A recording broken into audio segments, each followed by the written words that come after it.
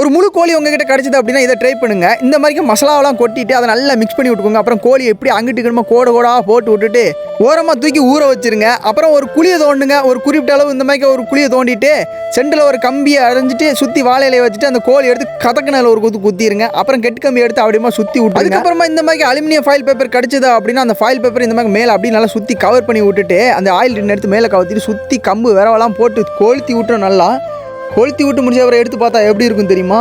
இப்படி பொறுமையாக ஆயில் டின்னை தூக்கும் போது புதக்குன்னு கீழே விழுந்து போச்சு. அம்மா கீழே கம்பிக்கு மேலே கம்பு வச்சா என்ன ஆகும்? இப்படி தான் விழும். அதை எடுத்துகிட்டு போய் ஓப்பன் பண்ணோம் பாருங்கள், சும்மா வேறு லெவலில் இருக்குது. நீங்களும் இனிமேல் இந்த மாதிரி ட்ரை பண்ணி பாருங்கள். உண்மையிலே டேஸ்ட்டும் வேறு லெவலில் இருக்குது. ஆனால் இதை சும்மா அப்படி சாப்பிடக்கூடாது. அதனால் வெளியே இருந்து ஒரு 4-5 பரோட்டா வாங்கிட்டு வந்து கூட சேர்த்து விட்டு சும்மா அடிச்சு விட்டோம் பாருங்கள். வேறு லெவல் தான். அதுவும் காட்டுக்குள்ளே வச்சு சாப்பிட்டா இன்னும் வேறு லெவல். இது மாதிரி காட்டுக்குள்ளே வச்சு சமைச்சு சாப்பிட்ட அனுபவம் உங்களுக்கு இருக்குது அப்படின்னா கமெண்டில் சொல்லிடுங்க.